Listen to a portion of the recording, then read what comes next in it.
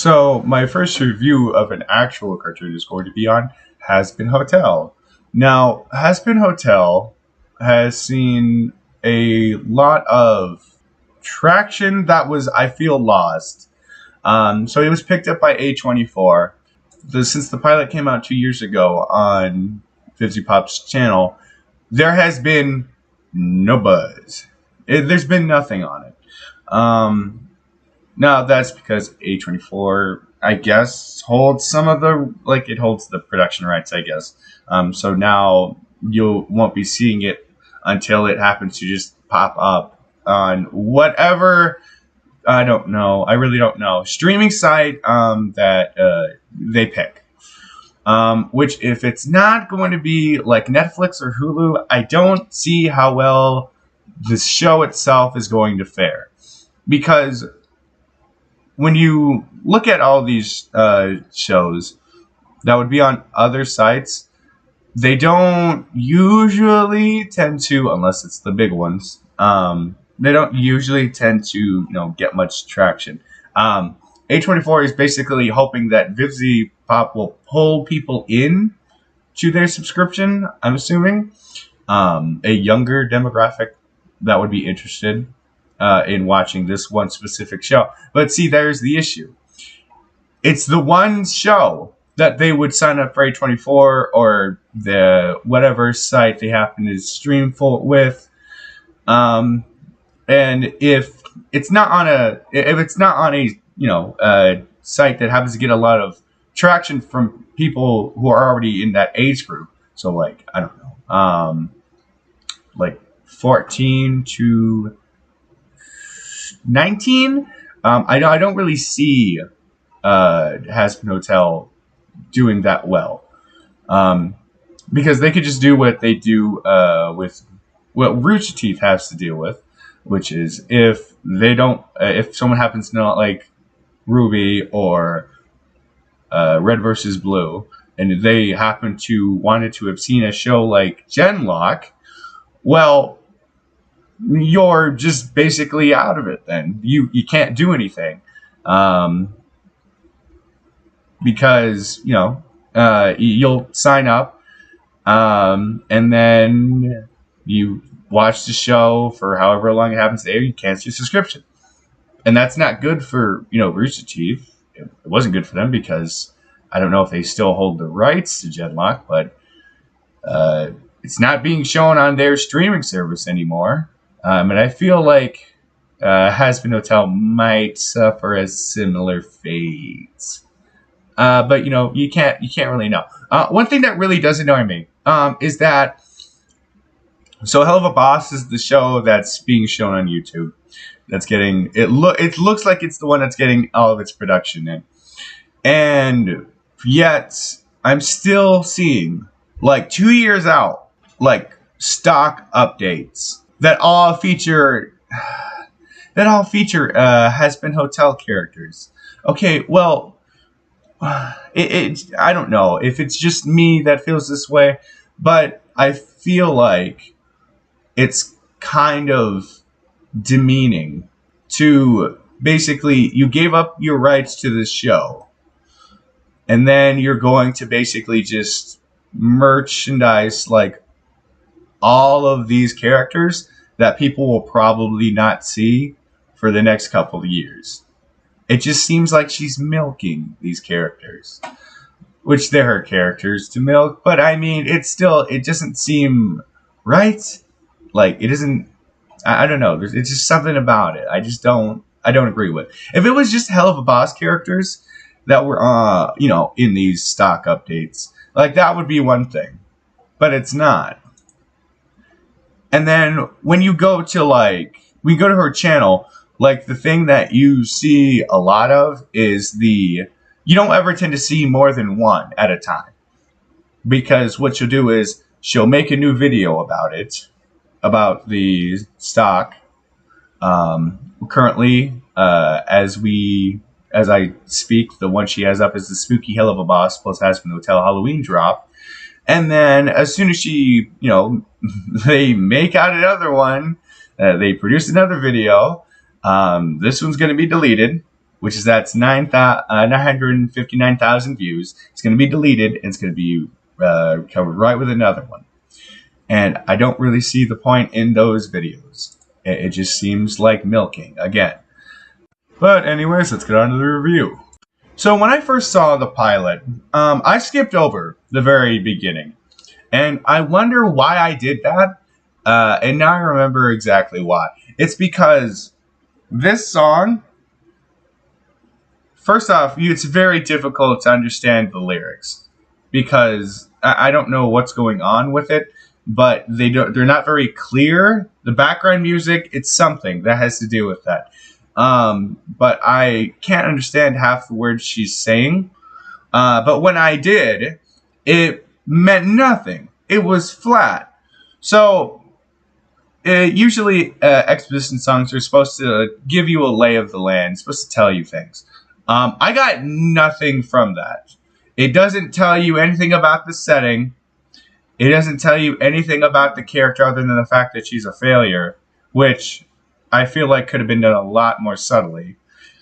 And then it doesn't even explain the themes that happen to go along with the story. Which, I mean, I guess you could pull something out where it's trying to be saying that these people have tried and they've done bad things because every time they try, their lives filled with mistakes or something like that. But that's still I'm pretty entirely sure that was not where she was going with when she created this. I feel like what they should have done is they should have just hired someone on YouTube, a actual songwriter, instead of pulling some sort of 1930s movie song. And they should have asked them to basically help with the the story outlining of the very beginning, so that way everything would have some sort of cohesion. And then the majority of it is just them showing, it's not even showing Charlie. Which what a grand way of introducing us to your main character by them just crying and saying I'm a loser, which that doesn't even fit in her personality majority of the time, so it doesn't even make sense. But then it also shows these characters that they never get any sort of character development. Well, actually, none of them do really in the pilot, but the ones they show most definitely don't in the very beginning, like the guy with the TV for a head or the spider lady. It just seems like they're characters that are there that she can just pull on to sell merch later, which is exactly what happens. So, okay, so let me just stop this real quick. This thing has always been a pain in me. When I look at this character, I do not think of a world-class animator. Look at this thing! What even is it? Are those legs? Is that a tail? It's made up of 3 lines. It has what is it? Is it a spider? Is it an animal? See, this is the really annoying thing. This is exactly what you show off at the very end of your story song, every Disney movie. This is what you show. This nothing character just saying one line. It's a very not good design. This is the epitome of what her work would be like if she was drunk half the time, because it has the exact same form, the same giant face. It doesn't even look like it's in the exact art style as the show it's in right now. Yeah, I'm sorry. I had to go in a little bit of a rant. This thing, whatever its name is just... It offends the face. Okay, so the issue I happen to have when it comes to how Helluva Boss treats Angel Dust is that Angel Dust is just a stereotype. That's all he is. He's just a very pretty, colorful stereotype. If you look at all of the animations that involve him, like all the fan ones, it's just him just being gay.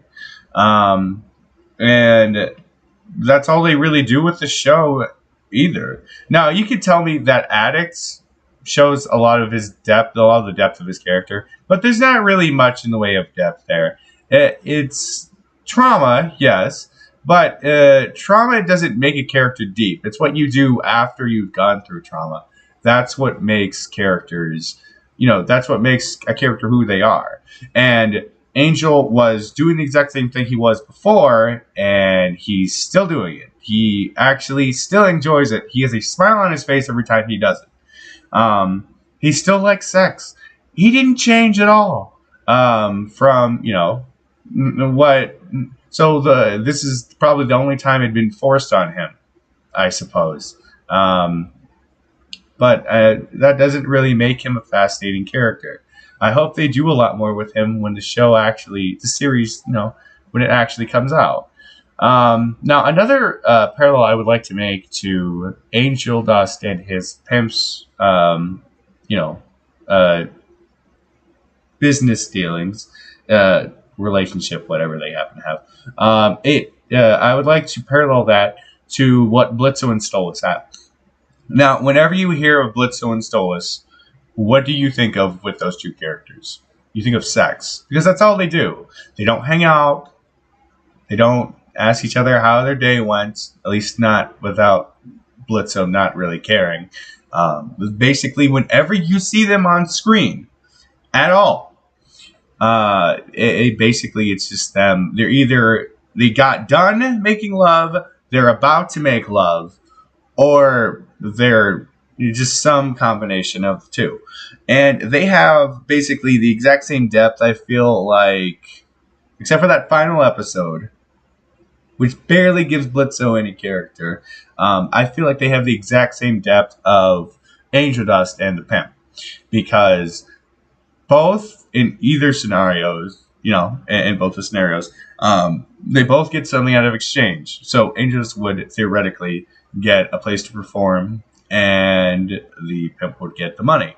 And then Stolas, I guess he just gets sexual favors, and Blitzo gets the book. That's it. That's as deep as Stolas and Blitzo's relationship goes. They're not a happy couple. They're basically just two characters that are getting something out of it from the other. And that's the same. I feel like it's the same parallel, despite the fact that they, the fandom may not agree with me, between Angel Dust and his Pimp. So, we've seen this done before by Vivzy, and she doesn't really tend to do well when it comes to characters like this. They're usually there's a stereotype, and he's not a very well done stereotype. Now you might be asking yourself, well, why is that one scene with Cherry Bomb and Sir Pentious cut out? It's because it literally adds nothing to the scene, nothing to the series. It's literally just there. I'm not entirely sure why. I feel like if they had storyboarded this better, this would not have been an issue because it wouldn't have been put into the very beginning. This seems like it would be the very plot of like a second episode, the one bit where those two are fighting. Not necessarily the beginning of the pilot, because we're so far into it, at least a couple minutes, and we have yet, except for the very beginning, seen the very, the main character of Charlie. It's just, I feel like her priorities were just, I have all these characters and I want to show them off, and she didn't really think of her main character that much. So I feel like the very beginning where it introduces Charlie is actually pretty okay. I just wish the song at the very beginning had, it had a different tone, because she, when you first see her, you think she's going to be all sad and mopey or something. because that's what I got from just seeing her crying. But when it cuts to her, she's all smiling and happy, and it doesn't look like she's ever had a bad thought in her brain, or any sort of like trauma or anything. She doesn't. It's not her saying, "Oh, I can't do this, Vaggie. You just don't understand." And it doesn't take. It's not. Vaggie's just not even there for any reason other than to tell her not to sing, and she still sings. So Vaggie doesn't even have a reason to be in the scene, really. It could have just been the imps that are with him, the little dragon dudes, and they would have sufficed. Vaggie doesn't add anything to the scene. I feel like her character is basically just one note. She's just mad, and that's about it. She doesn't really. She offers support, but Charlie's not really understanding it or taking it like fully. She just kind of just goes along with whatever she was planning on doing, and just kind of puts Becky off to the sidelines, I feel like. What I don't understand is why they would give this specific line to this specific character. Um, Now, I understand why they did it. It's because they want people to dislike this character. But if you're trying to build a show where your characters are supposed to be terrible beings and you're supposed to dislike them at first, and then they're supposed to change over time.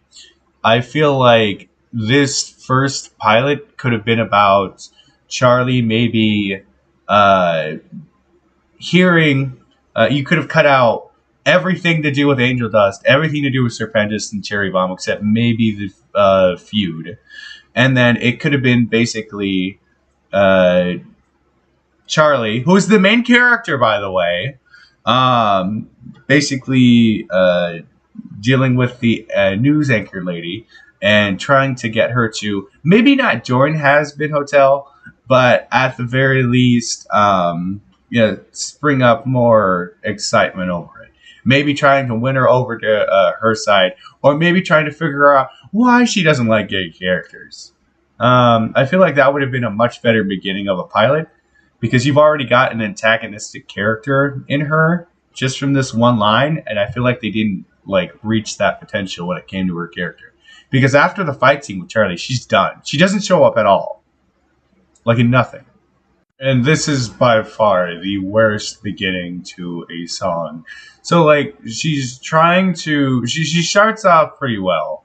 Um with her speech, but then she just kind of like drags it out, and then from there she doesn't really tend to get any sort of traction until she starts the song again, which I feel like what they could have done would be she slips and slides on her words in the very beginning, and then she casually starts to uh, get everything she's trying to say under wraps, and then she finishes by busting out into song.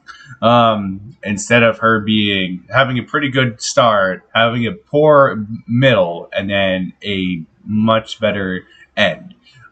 When I say much better, I mean for the characters on the screen. I don't mean for the audience, because I'm going to get to the song in a bit. Um, and when she describes the hotel, um, I don't really understand what she means when she says it's just for people passing through. I thought the whole point of the series is that these characters are stuck here, and it's a terrible place as is, and she's trying to make it a better place. So as to why it would be called, other than the fact that they both start with H, it would be called Hazbin Hotel. Makes no sense. You should have just called it Rehab. It would have made so much more sense. You're rehabilitating these characters. You're not setting them up in a hotel room. They're being treated for their underlying trauma or their bad personality traits.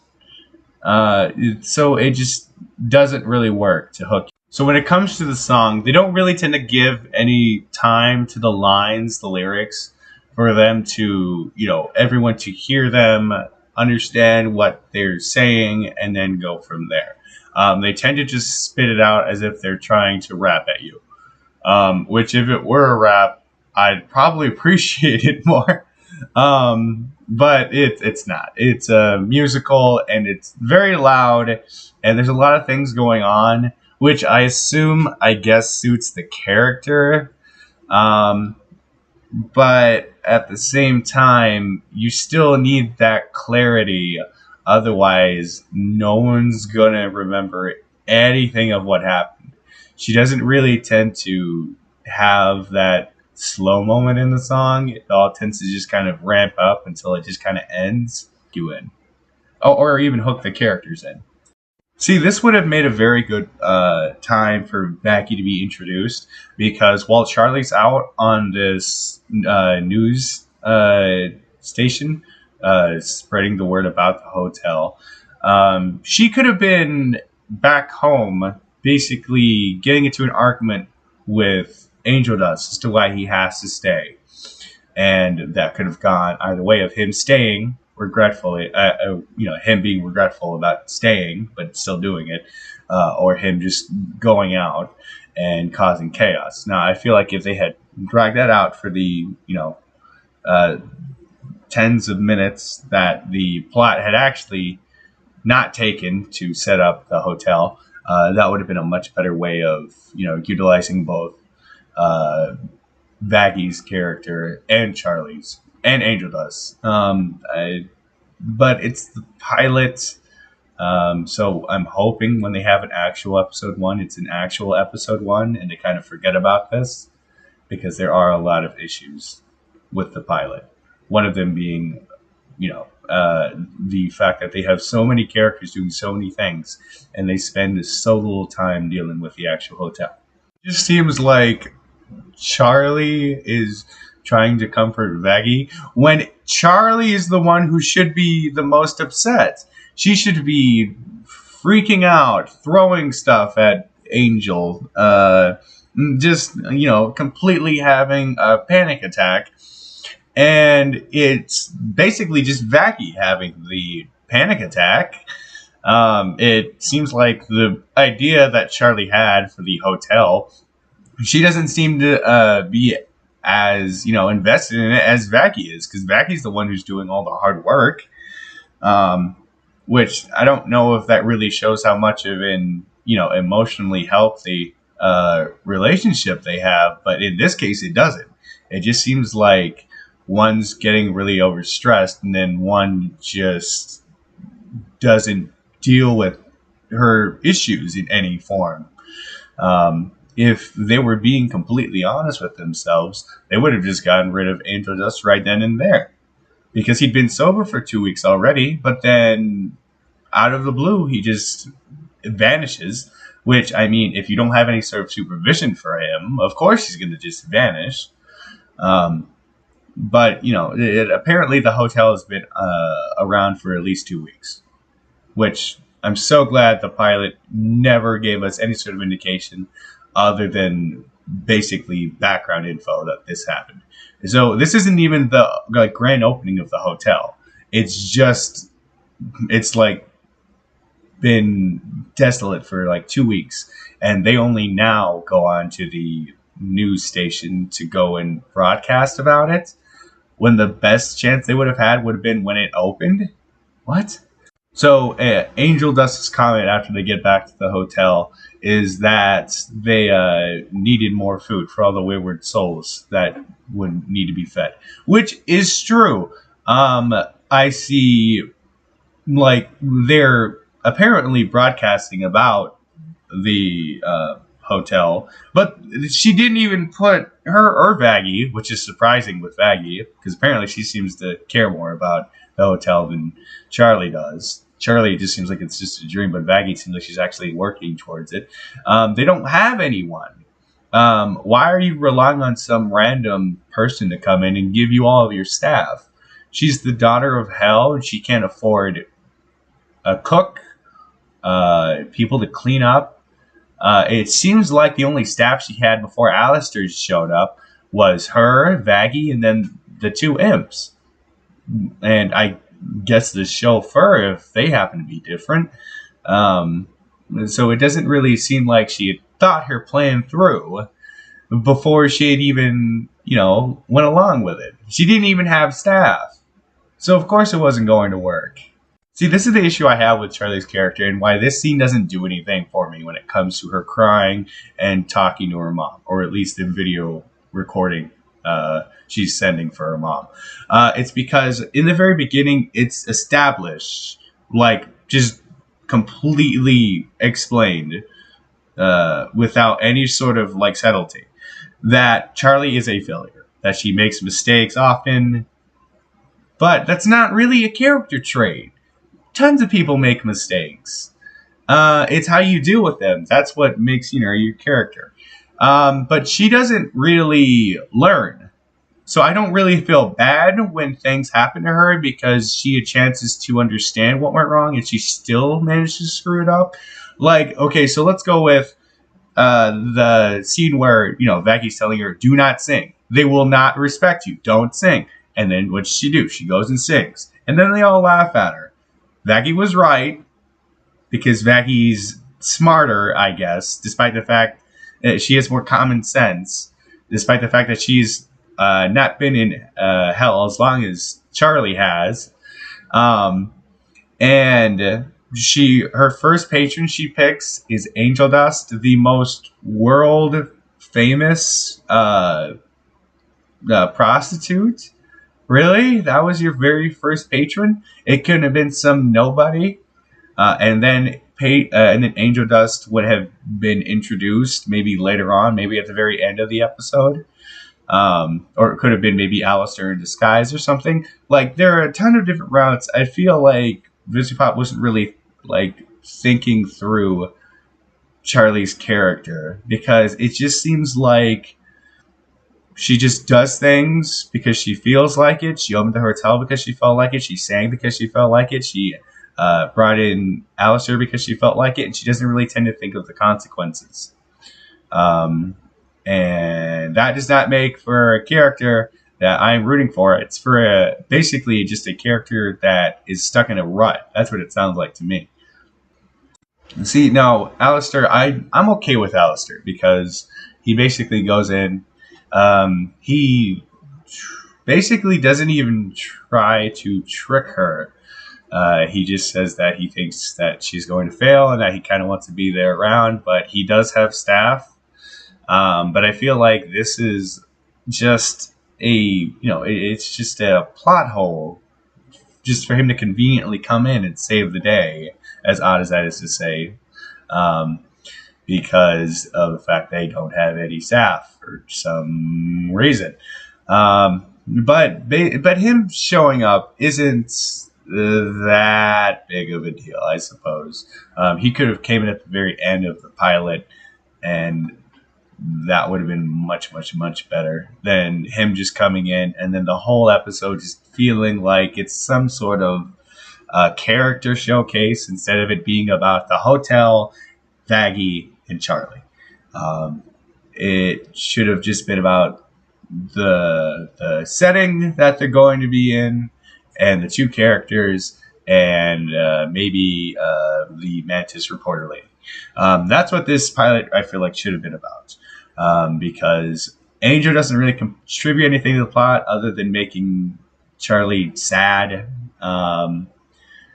And Alistair actually does contribute to the plot, but only because they didn't think through the reason for him coming over there until the very end, which seems really weird that he would, just pop in for the reason of helping her get staff, mostly because of his own, boredom, which he states. But he didn't even know that she didn't have staff in the beginning. He just assumes, I guess. It just seems like everything's very convenient just for the sake of being convenient. Alistair ruins his streak of sobriety a literal couple minutes before they go on broadcast. And he meets up with Cherry Bomb to fight Serpentis somehow, despite the fact they're on the blimp in the very beginning, uh, conveniently. And then Alistair just happens to show up and save the day for, again, seemingly no reason other than that he's bored. So I really hope they create better character motivations for characters coming to the hotel than they have in the very beginning, because they don't really have much weights. They don't really have any legs to stand on. I would say the only smart move Charlie did in this whole episode is finally listening to Baggy and not shaking his hand. That was it. That was the only smart thing she did. And then the only funny joke I'd have to say would be when Alistair had asked Angel Dust what he can do, and then Angel Dust responded, and it was pretty funny. That was the only joke I really thought that landed. Well, that and him saying "Ooh, harder, Daddy" when he was chained up. Those are the only two jokes that really I thought were actually pretty good. But that's the issue with Angel Dust, is that he's a comic relief character, and his comic relief, it gets old after a while. I don't really have an issue with Husk or the maid demon, whatever she is. I forget her name.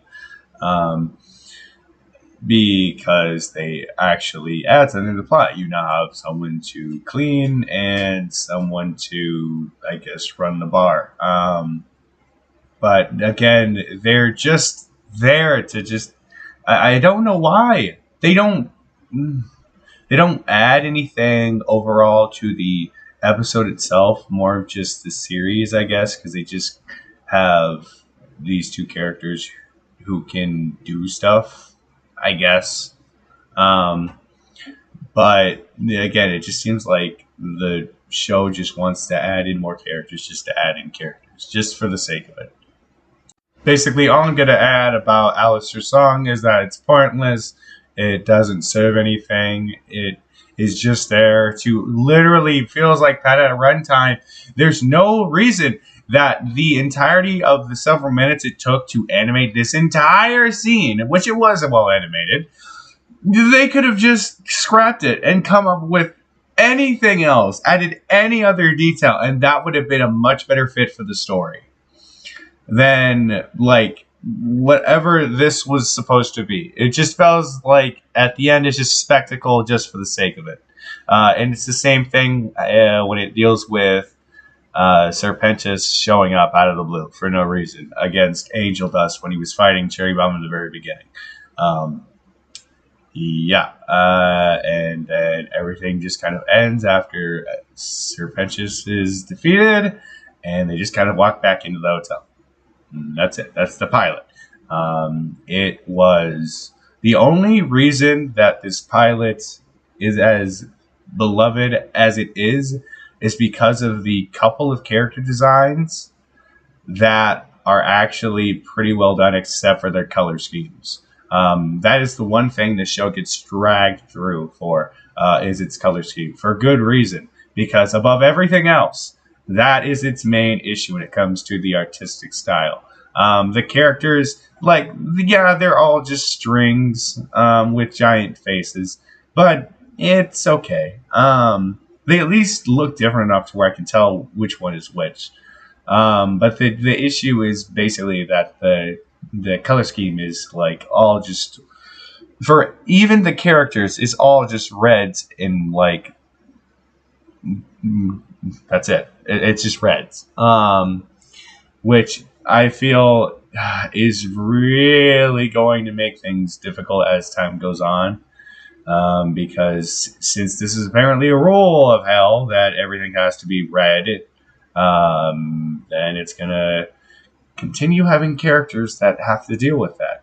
And it's going to make them very difficult to pop out whenever they're doing something like singing and dancing and jumping up and down and being gone from the screen for a couple of seconds just to reappear. Um, it's just the end is just them just basically I guess tearing through the rest of the animation budget. That's what it feels like. It doesn't feel like it had any purpose to be there.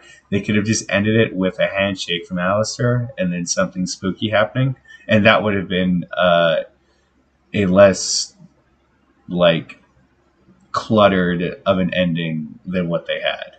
Um, I feel like if they were going to keep the animation, they should have just kept that whole scene at the end as basically, like a uh, mid.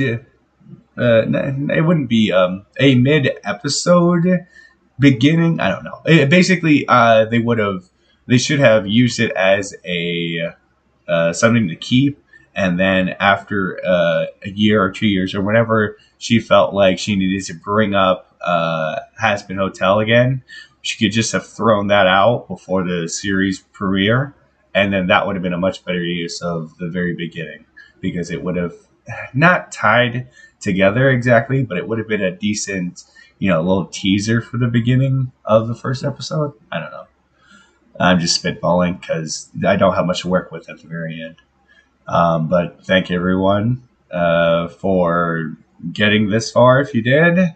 I like Hazbin Hotel to the extent that I will watch it. I will turn my brain off, but I will watch it. Um, but yeah, it's an okay series. And that's as far as I feel like it's going to get unless they get a lot more writers in that, can carefully think out the plot.